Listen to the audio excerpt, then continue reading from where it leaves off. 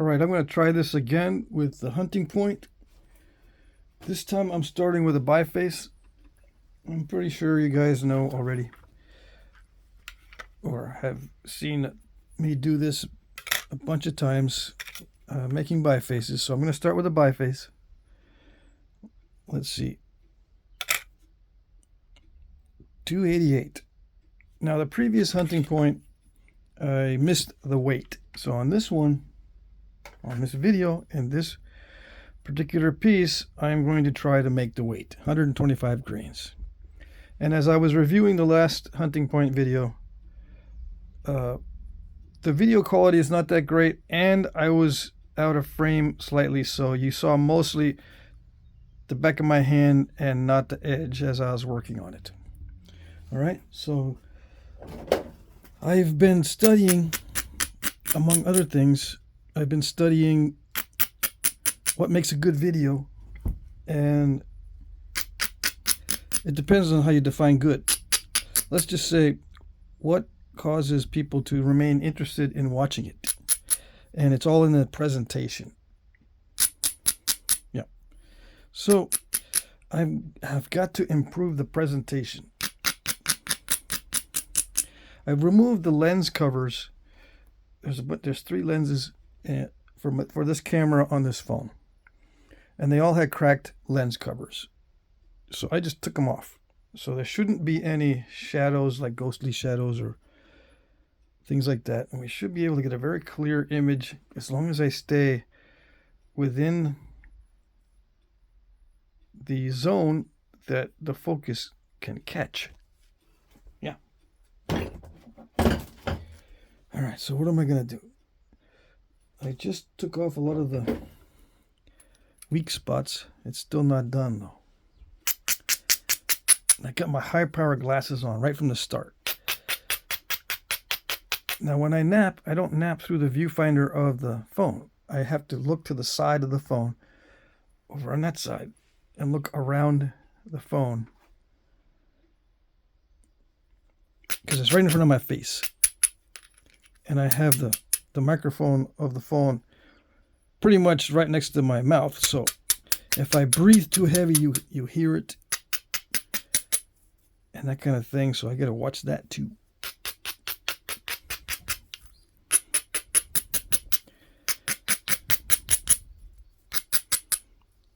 What do you might say? I don't notice it till you say something. Yeah, okay. Sorry I mentioned it. I just tried to unhear that.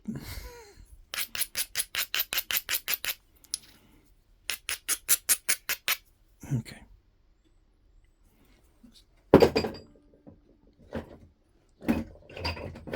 I'm going to start working on the beginner series, my new version of a beginner series.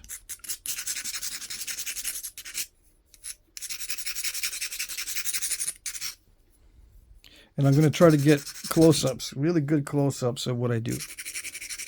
And I'll try to explain it like you're 5 years old. Yep.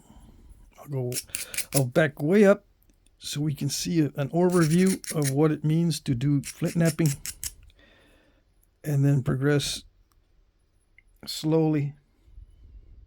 I'll show you basic techniques first that I think all beginners should start mastering, and then we'll get into progressively more difficult tasks and techniques. Okay. And no, I'm not going to show you how I do my setup, how I film, because that's proprietary. Yeah. I don't want to be deprived of information, you might say. Oh well, I'm going to deprive you of that information. So here we go. Let's see. I need to be in this area. See, this is the middle. This is the middle of the screen. So I got to be down in this area, so you're not seeing the back of my hand only. Okay.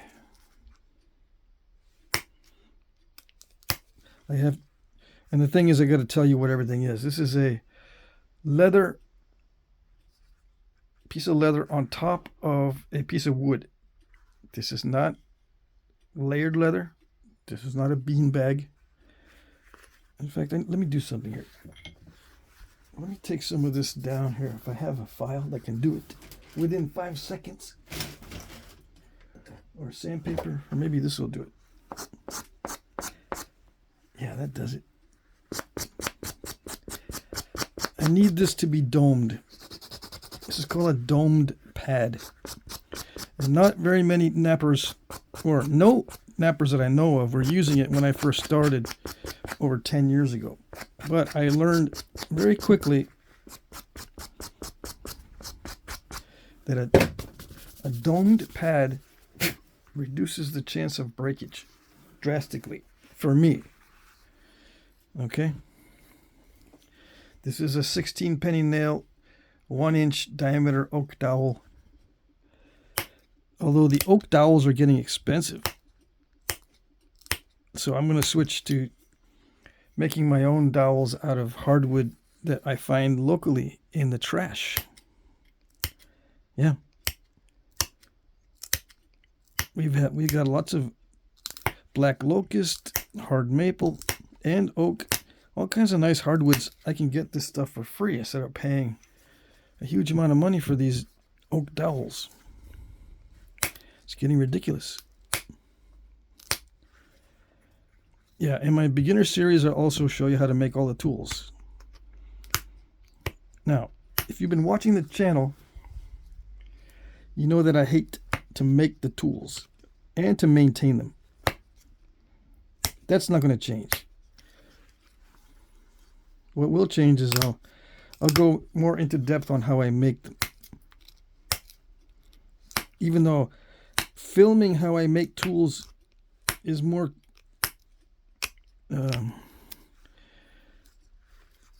hated than making the tools. I mean, if making the tools is bad, you can imagine how I don't like filming the making of the tools. It's doubly aggravating. But I will do it for the beginner series. That way I can point to it if someone asks. How do you make your tools? I don't know how to make stuff. You might say. Might be thinking to yourself. My answer to that is, yeah, that's fine. I'll do it. But if you're having trouble making your tools, you might want to rethink getting into Flintknapping. Not because the tools are that important. It's because Flintknapping requires a lot of skill. So much so that making the tools are nothing compared to becoming good at Flintknapping. Yeah, making the tools is a piece of cake. If you can't make the tools and you want to get into Flintknapping, it might take you forever. I'm just saying. Yeah, it's just something to be aware of. Okay. But I do understand that some people, they can flint knap, but they can't make a leather and wood pad. Yeah, everybody's different. Let me take off my jacket. Believe it or not, it's like 55 degrees in here, but I'm starting to sweat already. I think it's because I'm already starting with the sweat stage. All right, so let's. What is the sweat stage? It's the stage where I could be breaking it at any time. Yeah, I could snap the tip off or do something bad. 272. 270. I have to go very slow and measure a lot. So there'll be a lot of measuring and going back and forth in this video. Because I want to get the target weight of 125 grains. And the width and all that, it's got to be 1 inch wide minimum. And I want to keep it longer than 2 inches. Yeah. Maybe 2 1/4. I might have to go longer than that to make it easier to maintain the weight. I might have to go to 2.5. If it doesn't work out with this one, I may have to get some larger stones, which is not that easy. It's easy to get this size. You can even pick up this size stone, you know, the rough stone from a debitage pile. You can get something like this out of it. Something like this out of a piece of rock like that. Either a nodule or a discard from other knappers. Like this is a discard from other knappers. You can get a hunting point out of it. But to get long, consistently long points, if you want to make a dozen that are 3 inches long or 2.5 inches long, it's going to be difficult to find cheap material to do that with. You're going to have to spend some money.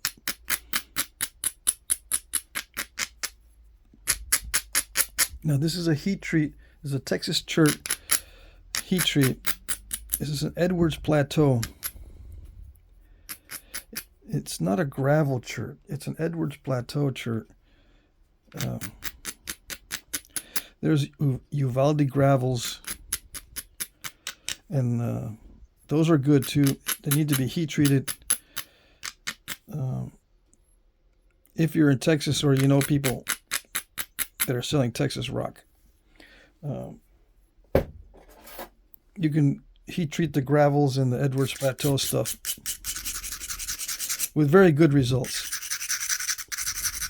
Everywhere else, I've had to experiment with it. Sometimes you get good results with heat treatment, sometimes you don't. Anyway. All right, 270 grains. Let me think here. Yeah, I'm just going to slowly peck at it so I don't go under. All right. This is a 1/4 inch steel rod. This is a 3/8 inch steel rod. I'll be using these two primarily. You know, 12 inches long. They start at 12 inches long. But I'll get more into that in the beginner videos. But a lot of the guys, I've noticed a lot of guys that are tuning into the hunting point video are new as well. So I'll go into a little bit of the stuff that the new guys need to know. Okay, so I'm just hitting wherever there's a good opportunity. Okay, I'm not preparing the striking area or the platforms ahead of time. You saw what I did. I just ground down and eliminated all the weak spots. And I'm taking opportunistic flakes wherever it looks good that I can remove a flake without too much problem. But as you can see, even with experience, I can mess it up. Yeah, I just messed it up.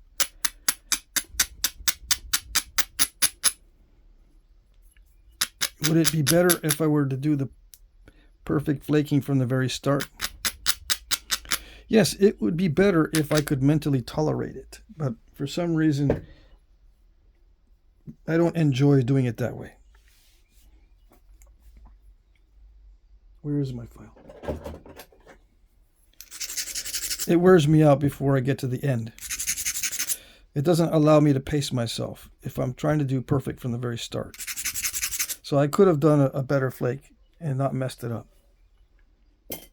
But I'll live with it. Let's see, how much room do I have? I got lots of room as far as width goes. So a mistake like that is not a big deal at this stage. Okay. So I'll continue just to whittle it down.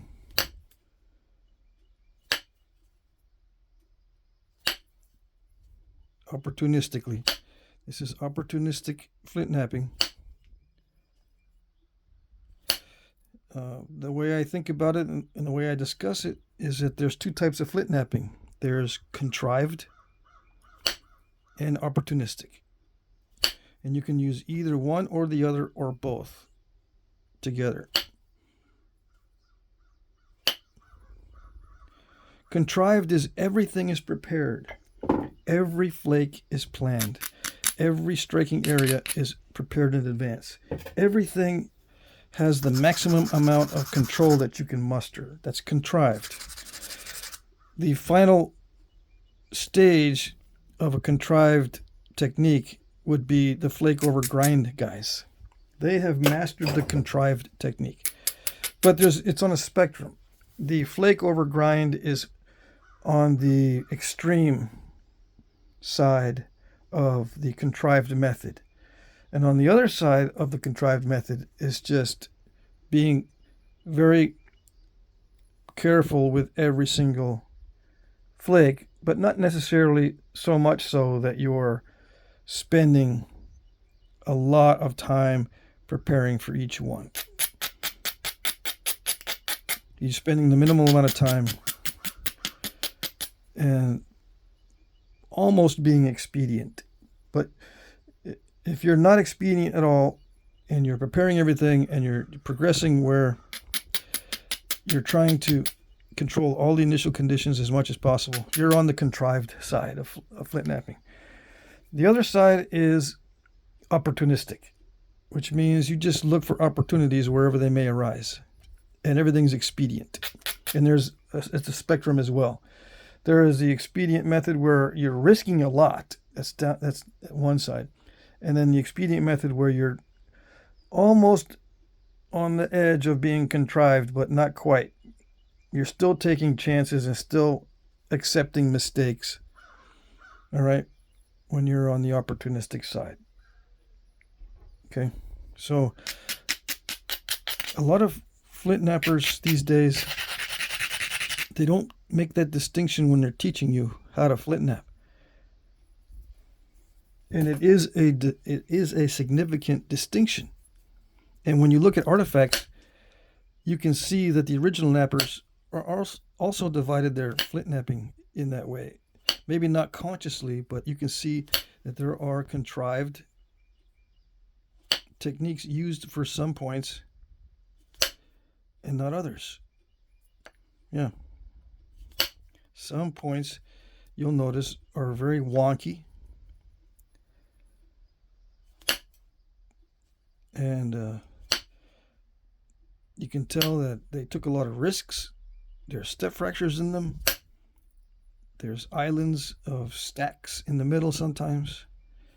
There's not much symmetry. On and on and on. You can tell they're on the opportunistic side. Even though they may be combining the two, they might have some contrived aspects. Like if everything else is wonky, but they got nice thinning flakes or flutes, that's a combination of contrived and opportunistic type of flint knapping. So I'm going to be discussing flint knapping in those terms for the beginners. Some beginners cannot do the opportunistic type. They just can't. They have to control everything, which is fine. And some cannot control it at all because it drives them nuts. I'm in that camp, right? So there's two different initial learning patterns, or I shouldn't say learning patterns, but conduct patterns when trying to flint knap. Okay. On my channel, you're going to get mostly opportunistic flint knapping.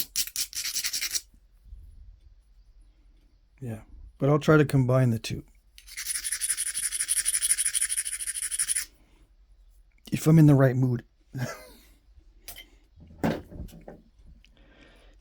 Usually, I'm not in the mood to get everything perfect. Not only do I not like the way it looks when it's finished, because it looks too modern, and also tires me out too fast mentally. Not physically, but just mentally. I get impatient. Okay.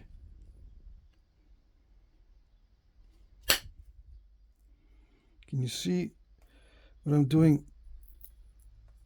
The platform is so tiny, and yet the flake is long. Now this particular piece is heat treat. I recommend heat treat for beginners very, very often because you can do that kind of stuff without too much fuss. And heat treatment makes the whole piece more consistent. Yeah. Now some guys will say, well, I don't want to learn the easy way. If I can learn to do the hard stuff first, that means I can nap anything. Right? That's what they're thinking. The answer is no, it's not right. Yes, it'll help you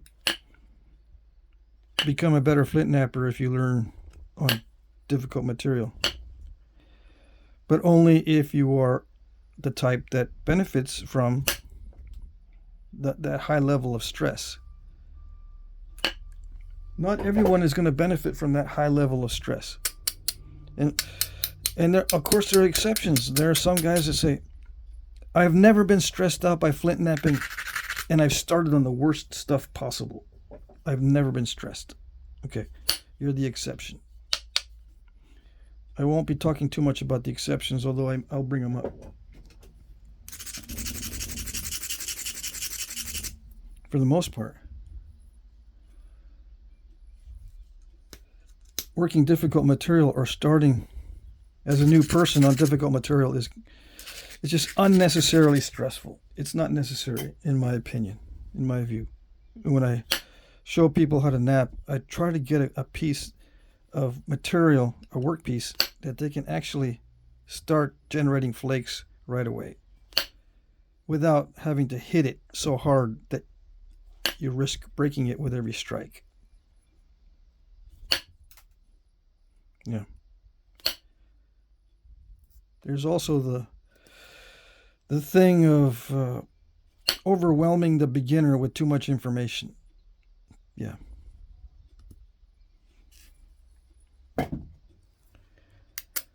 That's a thing too.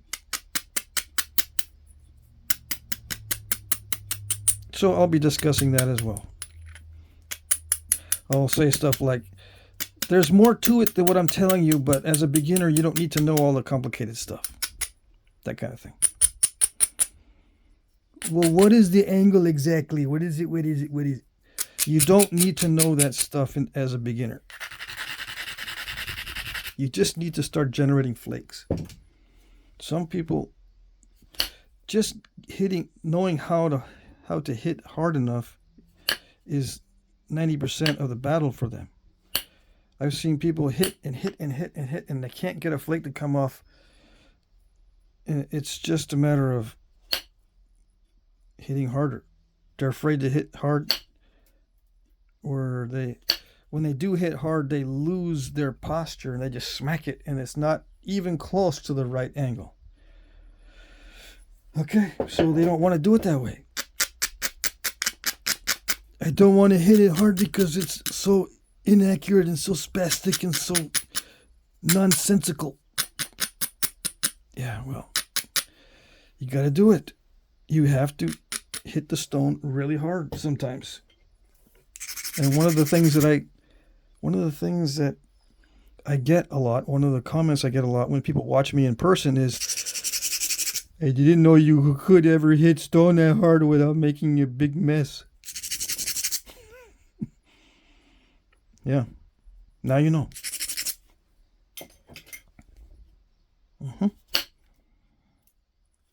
And sometimes the light goes on, and that's what they're doing wrong. And sometimes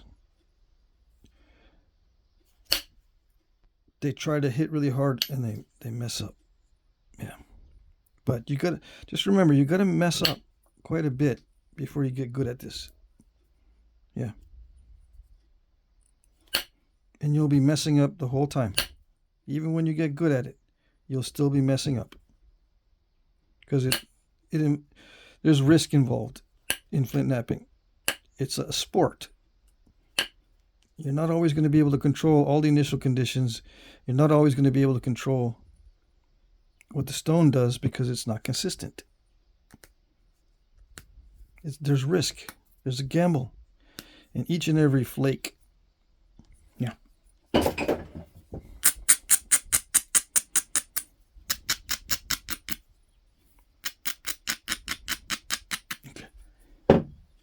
Where is the scale?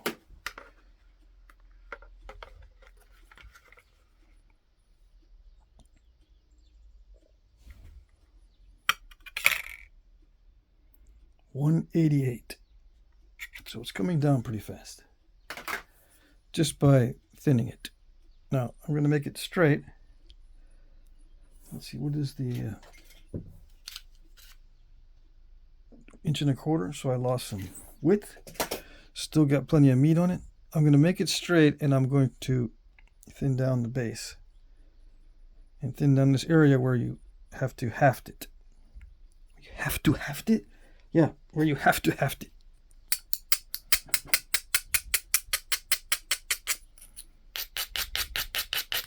Do it early. Thin down the tip and the base early, and then you can thin the middle, so you don't have a lot of mass hanging around on the ends. If you have too much mass on the ends, you hit the middle, you know what happens? It puts too much stress in the middle, and it'll snap in half. Okay. So yeah, periodically, I just go over all the edges, wipe out the delicate areas, because delicate areas cannot be hit very hard. Sometimes I need to hit hard to remove a flake.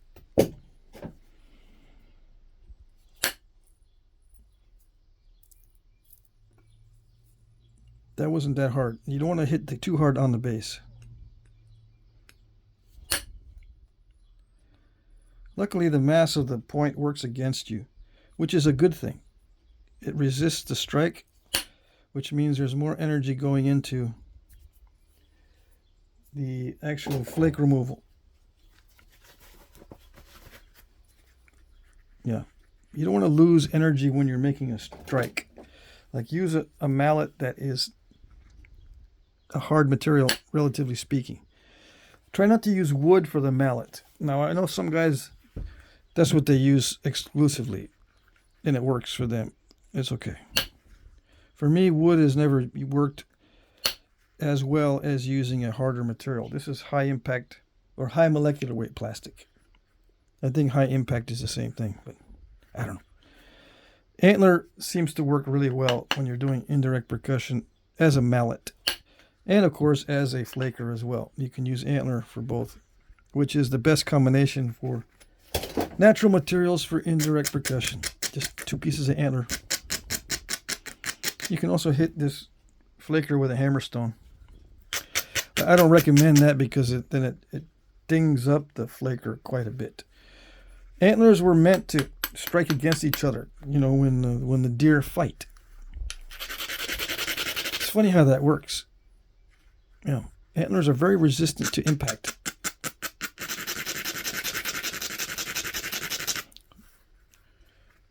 Okay. So I hit that one really hard. And you've got to learn to stay just on this side of not breaking it. In order to stay on this side of not breaking, you've got to learn what does break it. And you can't learn that unless you break a lot. So don't be afraid to break it. Fear is not your friend in flint knapping. You tend to hesitate too much. Yeah. Fear is kind of good because then it prevents you from going totally crazy, but too much fear is not good.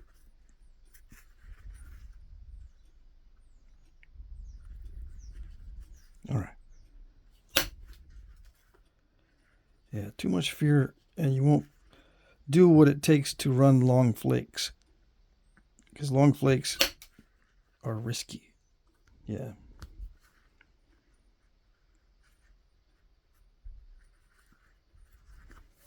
But that's what everybody wants.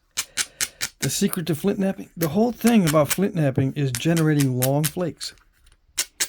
Yeah. If there's one important thing in flint knapping that overrides everything else, it is generating long flakes. Number 2 is thinning the piece. And they go hand in hand. And it's a catch-22 as well. You know, you can't thin it unless you get long flakes. And you're not going to be getting long flakes unless you're trying to thin. You know, you've got to have the mentality of thinning.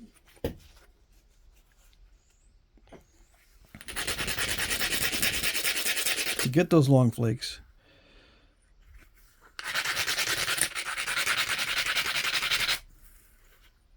And you won't be able to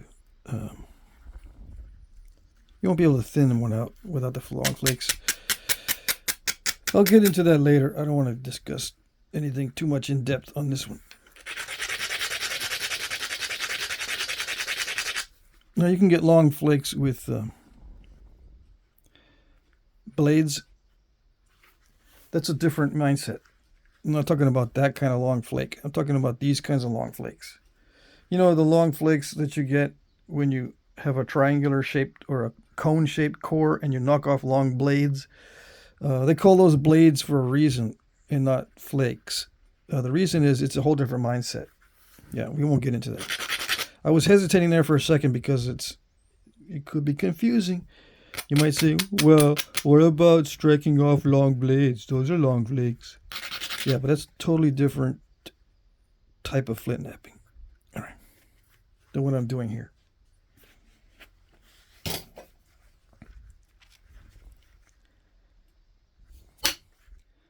You know, you're not in danger of breaking the core when you do those blades. Not usually. The core is pretty solid. This core, if you want to call the workpiece a core, is not solid at all. It's highly delicate.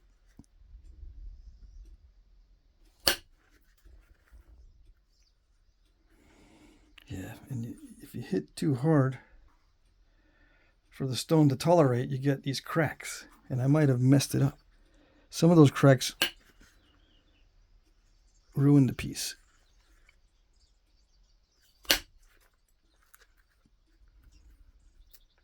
But you don't always get them. I hit this one just as hard as that one, but this one worked better. Of course, it's probably because the platform was better.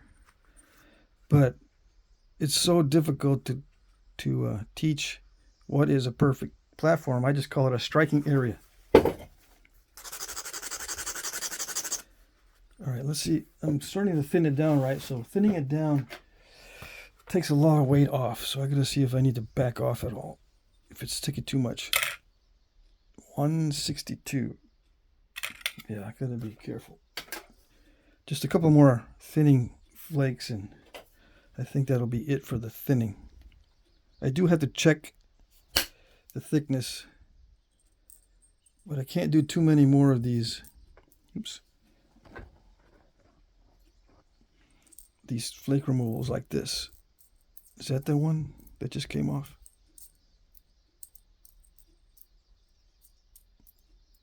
I think it is. I'm going to weigh it. That's why I try to capture it. Let's see if it registers on the scale. Yeah. It doesn't register on the scale, so it's less than 1 grain. But I have a feeling it's like 2 grains. They add up quick when you take off those thinning flakes.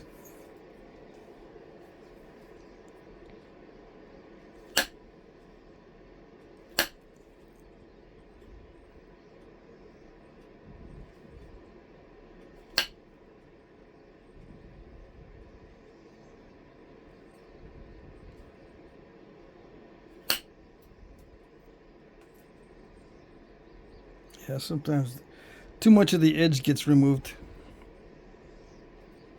That's part of the risk.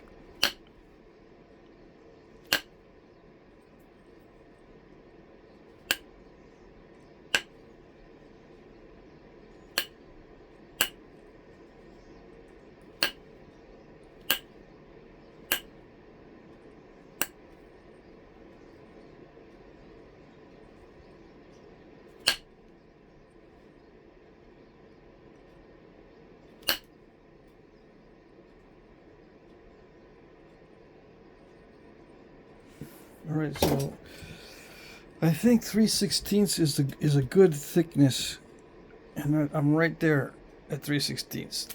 How did I know? I'm just used to this. Okay. That's the only reason why I know, because I'm used to it. All right.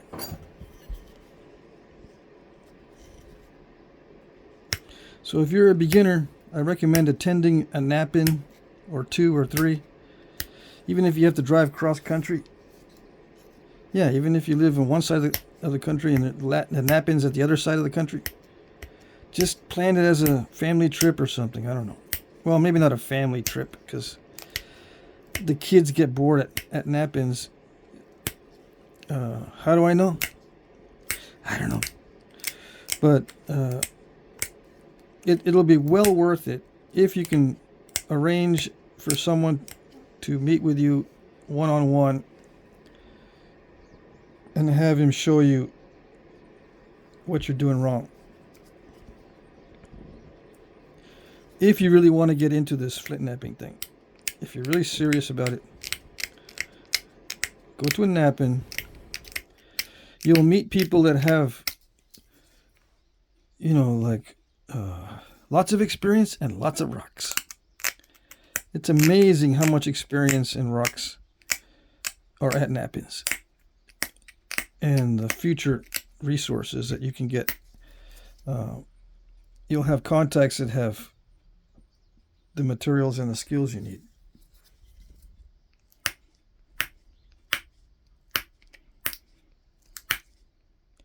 I had one guy message me that Flintknapping is something that he never thought he'd be able to find enjoyment in as much as he has, and he's never been happier in his life because of Flintknapping. Yeah. There's something about this type of activity that draws you in. And for a lot of people, it can calm you down. It gives your mind a break, actually, from all the other stuff, because you have to focus.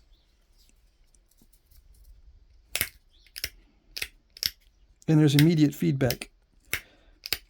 You can kind of tune out the world by watching TV, but there's no immediate feedback. It's just all I don't know. It's just all input of a very specific type. It's just attention grabbing type of stuff just being thrown at your face.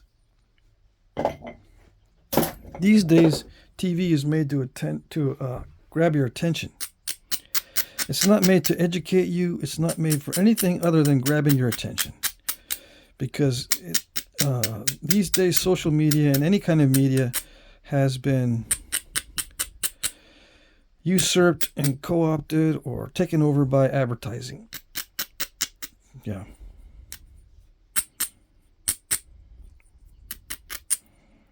So people that get promoted online, from philosophers to professionals of all kinds of types, to craftspeople, they get promoted based on how much attention they're getting, not necessarily what they're teaching you. Is their content drawing attention? And that's not the best way to learn. That's not the best way to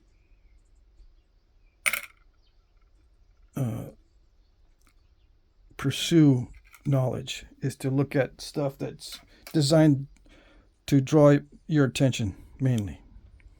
Yeah.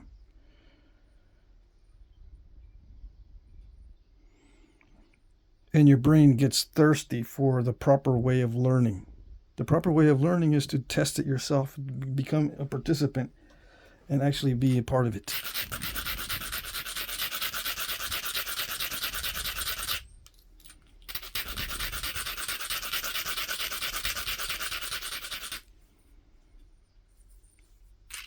Yeah. Okay, so what was that, 140 something? I gotta be careful. So trying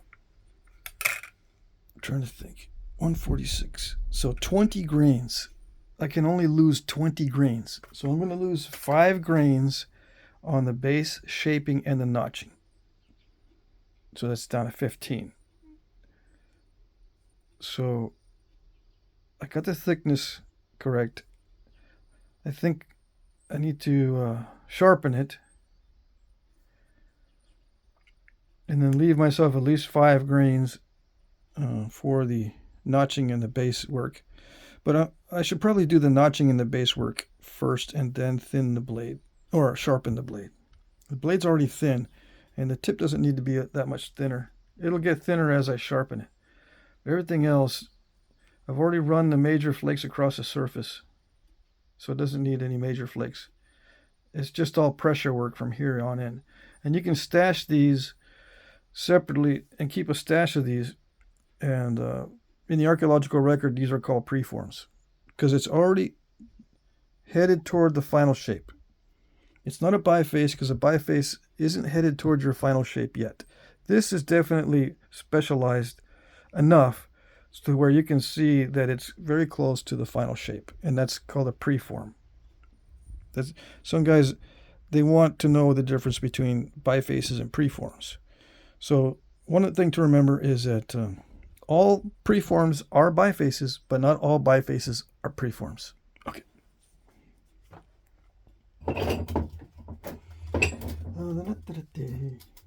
Let's see. I don't know what I'm going to do first. I don't know if I'm going to work on the tip. Yeah, I'm going to work on the tip.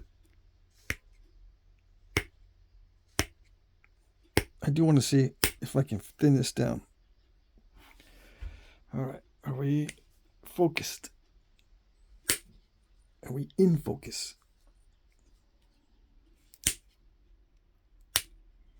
Now I had to develop the grip strength to do this, and it's not only in the wrist, but it's also the whole entire arm gets involved in this when you need to use a lot of pressure. And this is not that much pressure, but just be aware that it can get to the point where you're using your entire arm and half your body, and then you use also your legs to generate enough force to remove some of these flakes. These here that I'm doing now, they only require arm strength and wrist, and that's it. But some guys are using big ishi sticks. Let's call it ishi stick, and using their legs, their entire arm, and half their body in generating these flakes. Now I can generate that type of flake with indirect percussion with 1/10 of the amount of fatigue. Yeah, I'm estimating. I don't know if it's 1/10, but it feels like I'm using 10 times as much force if I try to thin and shape the surface with pressure. Now it's different with obsidian and with glass. Yeah, I'm gonna throw a wrench in there. It doesn't require nearly as much force to knap obsidian and glass. It's actually a whole different mindset. A lot of new guys start with obsidian and glass, which is perfectly fine, but it's a whole different mindset than chert. So it depends on what you're going to be using your knapping for. If it's for pleasure and for art, I recommend glass. Glass also sells well, so does obsidian. But if you're going to use your flint knapping to generate hunting points or knives and stuff you're going to be using out in the field, I recommend focusing on chert and flint. Yes, you can use obsidian out in the field. Yes, you can use obsidian for hunting points. But I'm much happier with chert and flint hunting points and knives if I'm out in the field than with obsidian. Obsidian is such a pain, I hate to say, when you're active out in the field. Especially if you end up breaking it and you've got to chip it to repair it, and you get some chips in your shoes and you get chips up your sleeves and you cut your fingers, and it's just a big pain, I think. All right. Not to mention how easy they break just by tapping them against an object by accident.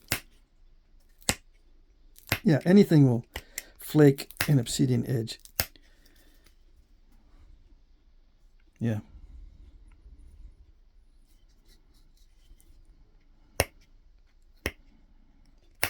Okay. Do I recommend beginners start with glass? I used to recommend glass to beginners, yeah, but I don't anymore. Nope.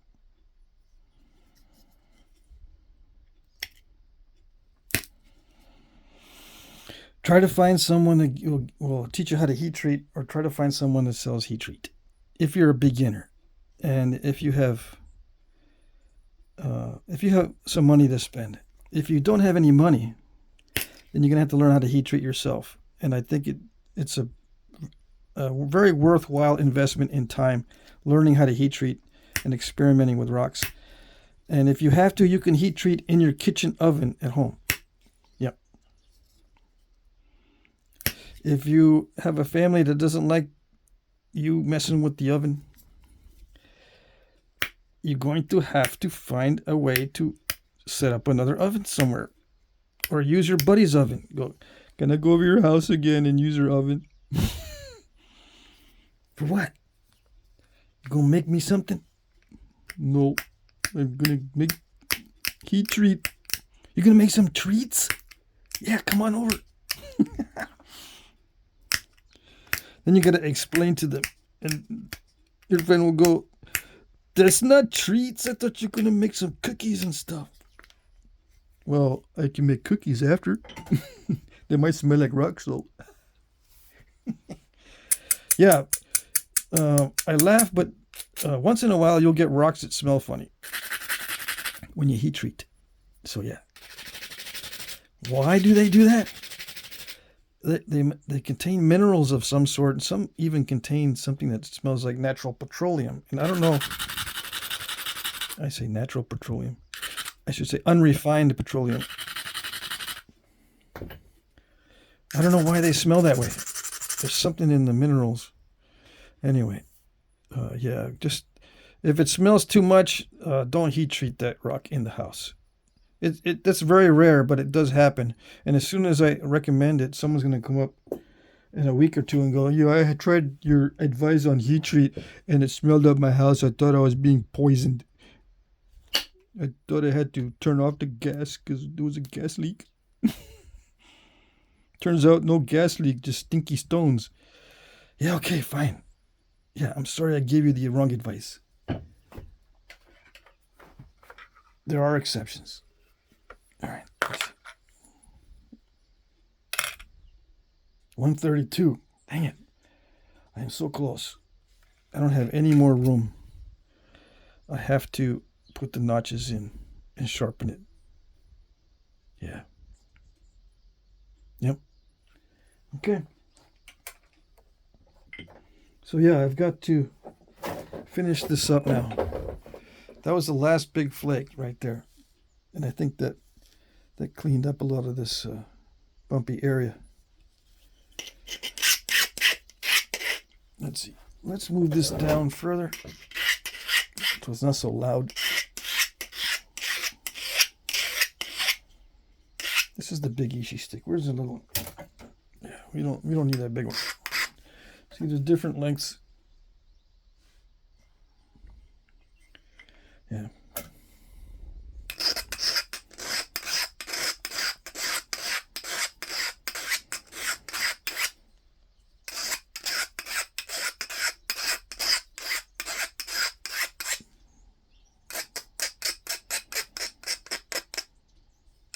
There was a bunch of stuff I was going to talk about before I started this video. I was thinking, what am I going to do this week? A bunch of stuff I want to do. Oh yeah, I'm going to do a stemmed point. Probably today. Someone wanted a stemmed point. And I assume it's like a Scots Bluff type. Something with a stem with regular flake patterning. Or maybe not even regular flake patterning. But something with a straight stem. Because I've done expanding stem points. I'm not sure that's what they wanted. I don't think so. So I'm going to do one with either a contracting, you know, starts wide and goes thinner, or a straight stem point. What else was I going to do?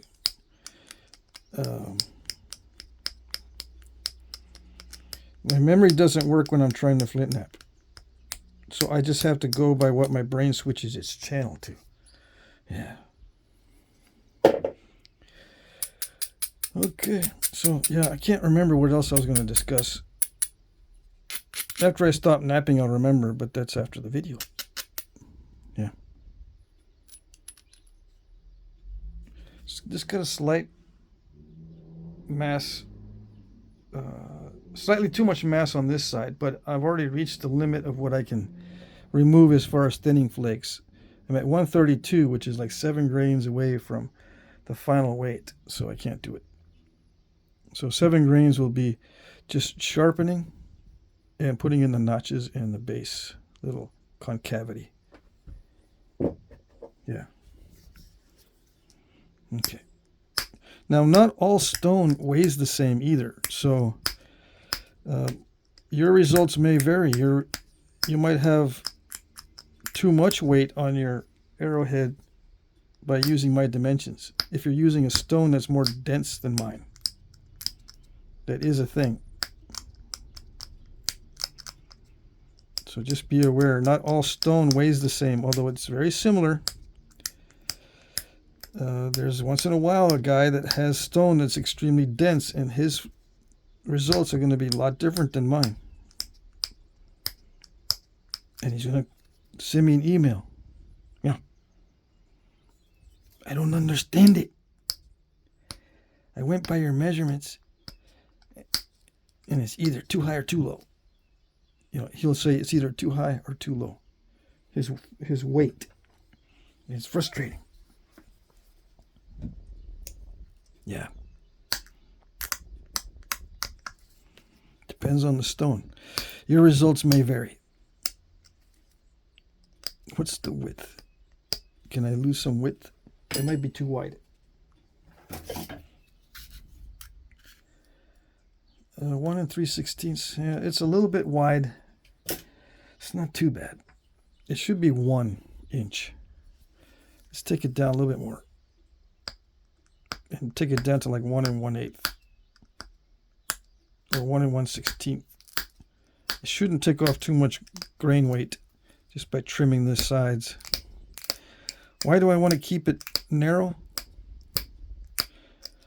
Because you don't want to wrap something that's really wide on a very narrow arrow shaft or a small diameter. Relatively speaking, the arrow shaft is a small diameter. This is actually an atlatl dart point size. If you look at the archaeological record, this size, 125 grains, is for atlatl darts, not arrows. Yeah, but in our present modern situation with the regulations for hunting, it's starting to change and ease up a little bit. But if in a lot of cases, you have to use a stone point that looks like a modern broadhead and follow the same regulations as steel broadheads as far as width and shape. Okay, so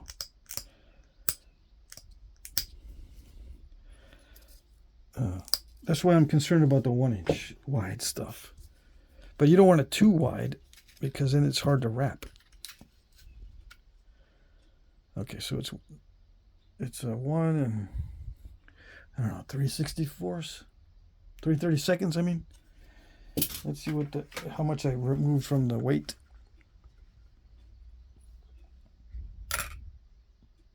132. Yeah, okay, we're still good enough. I lose 5 grains on the notching in the base concavity, so it's okay. We're still within range. I like to grind the base on all my hunting points. That's just me. So that's why I just ground that down. All right, so that's good. The width is good. All right.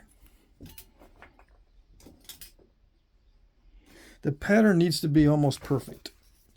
So, but the other ones, I mean, the final product doesn't need to be as perfect. Especially if you're going to use or make a lot of them. Yeah. It gets too tiring. If you need to make a dozen and they all need to be way too perfect, yeah, it gets tiring on the brain. You don't want to make, you'll stop at 3 points. Yeah.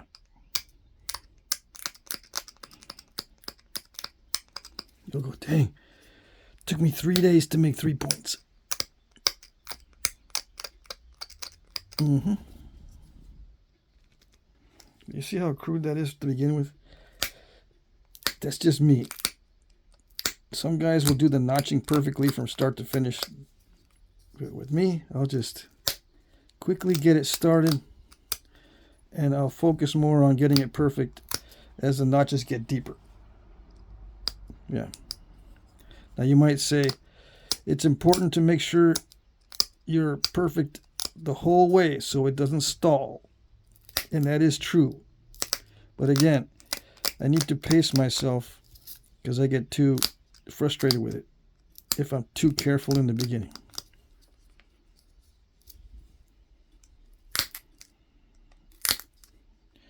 In other words, it drives me nuts if I have to be too careful.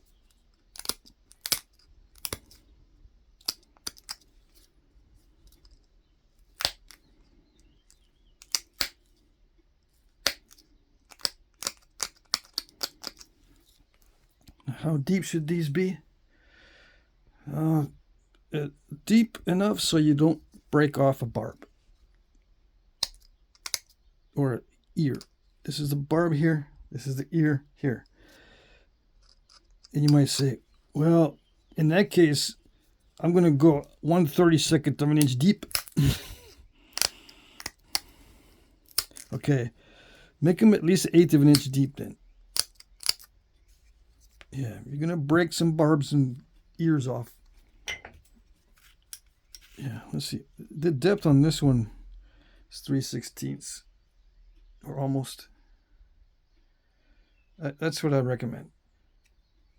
One good rule is the thickness of the workpiece is the depth of the notches. Okay? Let's see, does that work?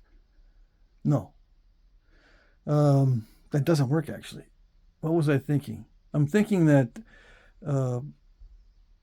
you can get deeper notches the thinner it goes. That's the way I should have been thinking about that. But if it's equal, that might work. But no, I got to think about that one. Just forget that. Yeah, I got to think about it later to give you, maybe a formula on how deep to do the notches without running into problems. Yeah, just scratch that for now. I'll think about that and bring it up again later. All right.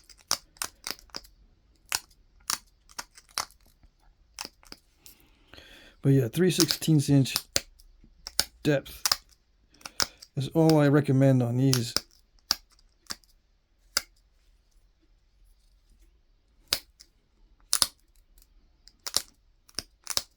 It's good enough.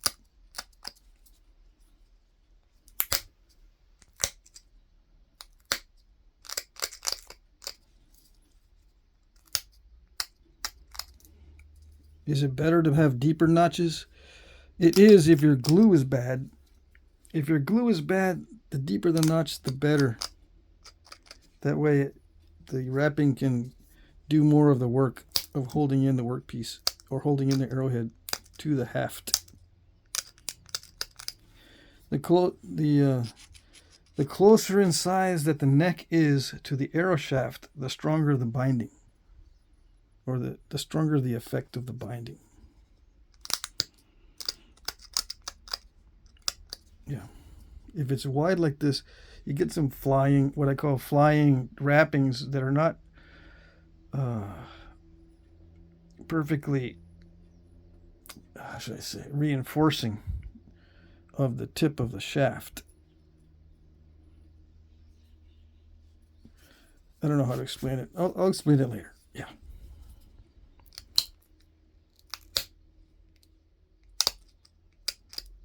Let me just focus on the notching. And this is just a 16 penny nail, just filed down. There's no pounding, there's no hardening, there's no annealing to make it softer. It's just straight out of the box. All my nails I use are straight out of the box. There's no hardening, there's no softening. Straight out of the box and just file down. That's it.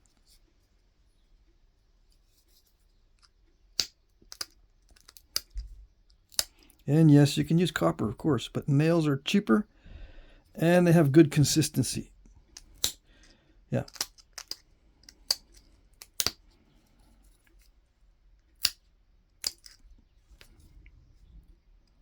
They're exactly the same between, yeah, all the nails are pretty much exactly the same. Both in consistency and size and all that. All right. They're pretty good these days. 126. I'm very close. I just need to touch up the edges a little bit. Now, when you touch up the edges, you don't want to hit the entire edge. You just want to get the thick spots. Now, this is when I want to get close. So you can see, I'm just going to knock off these little thick areas and dull spots.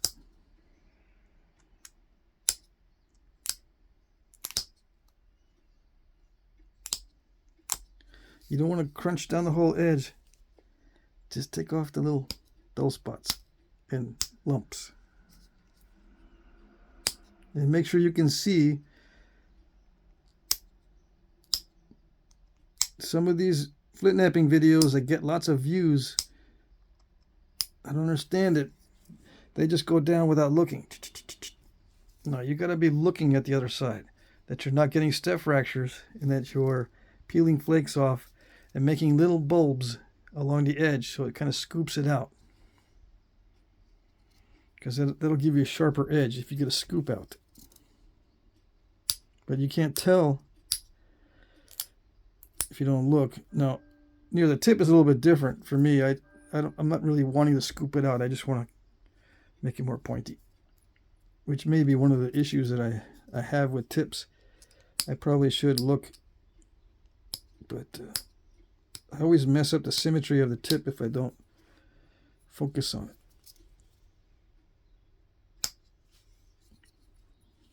Yeah, little step fractures are okay.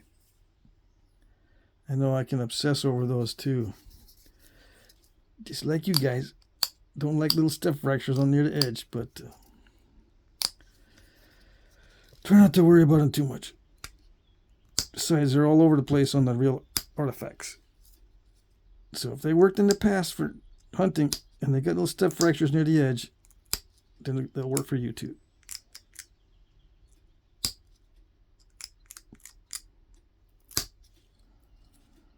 So I'm just picking off thick spots and anything that's sticking out too far. Serrations can be good, but only if they're made extremely sharp.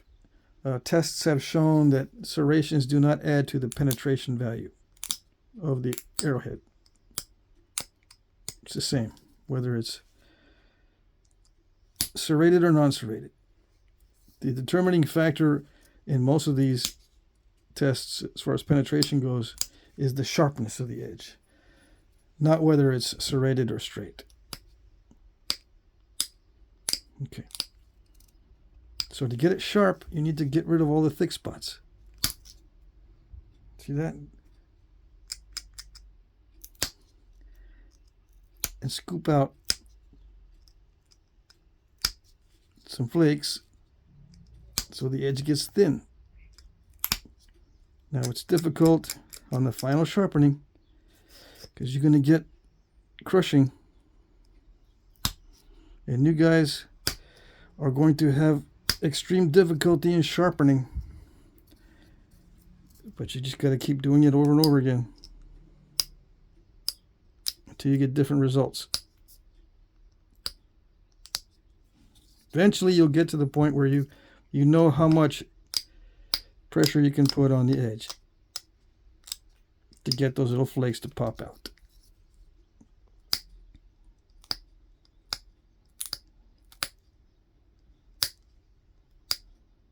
And you know how much preparation and how much grinding you need to get those flakes to remove. All right.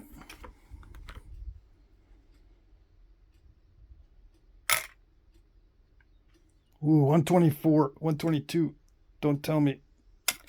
Come on. 124, 122.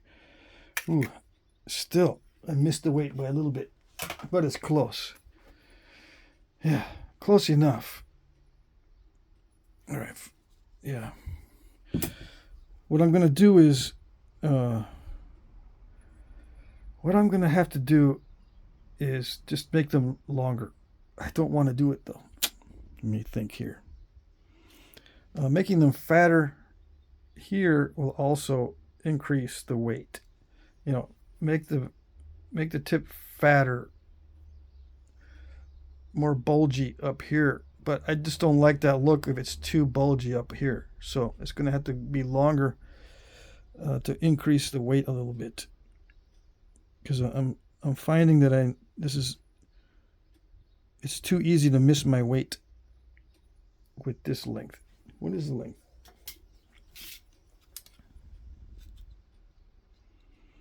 Two and 3/16. So yeah, I'm gonna have to search around for a little bit bigger pieces to start with. All right, did I measure that biface in the beginning? How long it was? I don't know. Anyway, there you go. This one is, I'm going to say 124. I'm going to cheat. It varied between 124 and 122, right? Let's see one more time.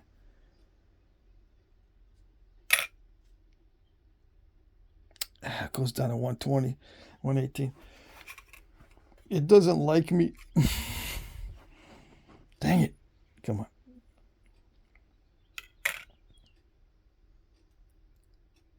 Yeah, 124. Okay. It messes with me. Why does it do that? All right, I need my pen to mark it. Here it is. So yeah, they're going to be like this size. This is 124. This is good enough for my pattern. Okay. There it is.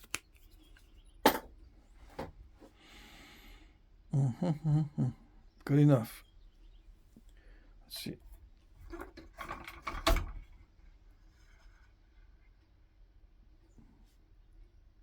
That's all washed out. Let's see.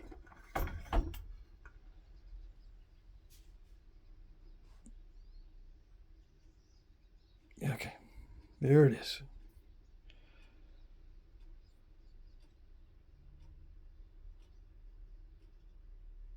Okay, that's it.